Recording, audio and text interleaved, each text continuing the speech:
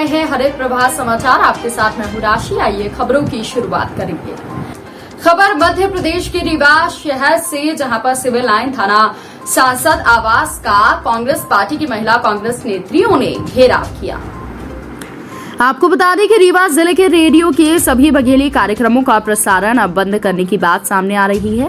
इसका विरोध किया जा रहा है और अब भोपाल से प्रसारित होने की जानकारी मिलने के बाद रीवा में खलबली मच गई है।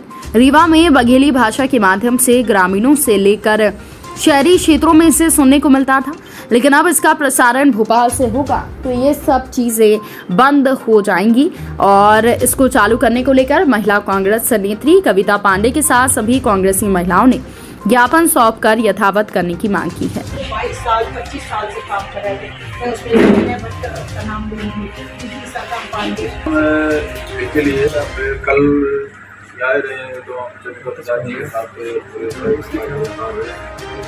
तो उन्होंने से बात किए हैं और पत्र लिखे हैं और आज जाके बात करा बैठा ये चालू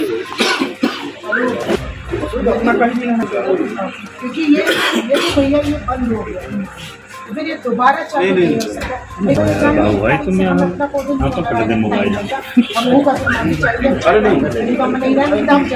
और ये बंद हुआ लगभग 50 वर्ष पुराना है और वह उससे लगातार बघेली बोली में गृहलक्ष्मी, घर आंगन, चौपाल, रंबस और किसानों की बात नाम के कार्यक्रम प्रसारित हुआ करते थे बघेली में, जो हमारी बोली भाषा है।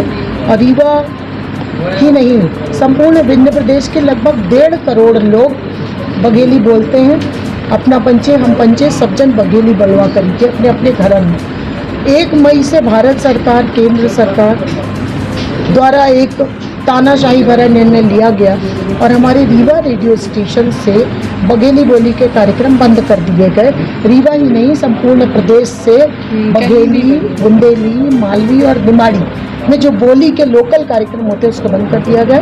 और रीवा की बघेली को 8 दिन में शनिवार को 1 दिन का कार्यक्रम का समय दिया गया है। सांसद जी जब संसद का चुनाव जीत कर लोकसभा पहुंचे थे, उन्होंने शपथ ग्रहण की थी, तब इन्होंने बघेली में बोलने की कोशिश की थी।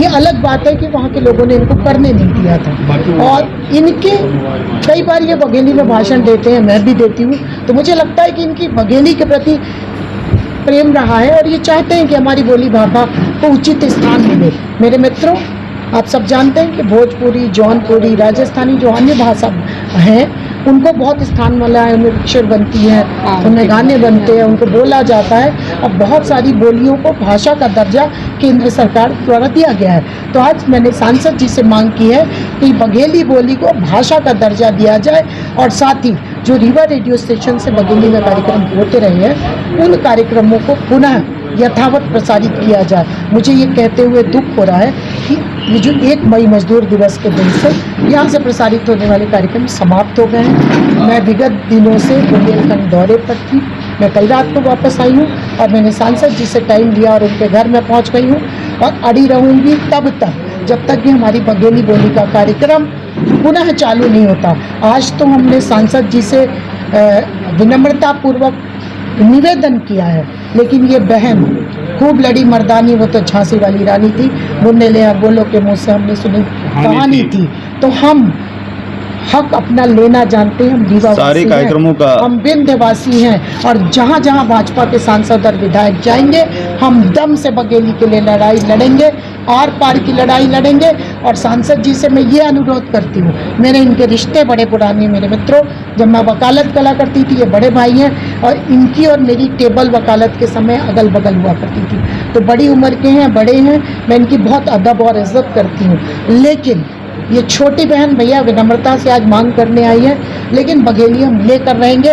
8 दिन हो गया, आज 8वां दिन है, बघेली बोली के कार्यक्रम समाप्त हो गए और रीवा का विंध्य प्रदेश का 1.5 करोड़ जनता, बघेली बोलने वाले लोग बहुत दुखी हैं, आहत है और कष्ट महसूस कर रहे हैं कि आखिर ये सरकार कैसी है।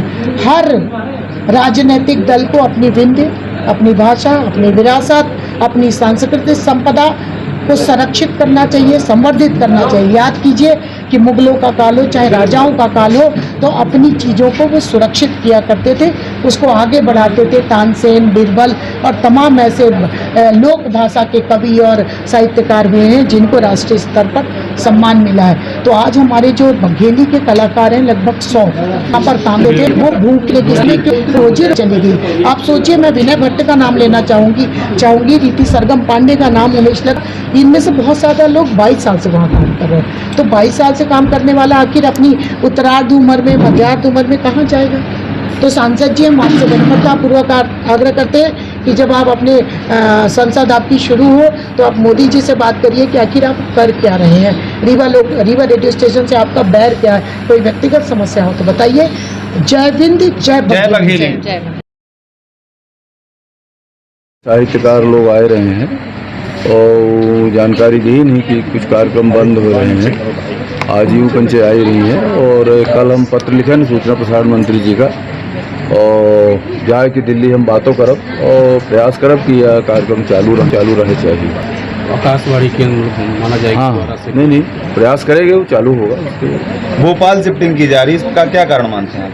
ये उसका पूरा दिखवाते हैं, मंत्रालय में जाके बैठ के बात करते हैं। अभी आज कल तो मालूम हुआ है और अधिकारियों से, मंत्री जी से बात करेंगे, उसका निष्कर्ष निकलेगा। और उसमें मैं समझता हूँ, मुझे पूरी उम्मीद है कि जिस तरह से पूर्ववत था वही रहेगा, कुछ ऐसा नहीं है। इस बुलेटिन में फिलहाल के लिए इतना ही। अपडेट्स के लिए आप बने रहिए हमारे साथ। नमस्कार।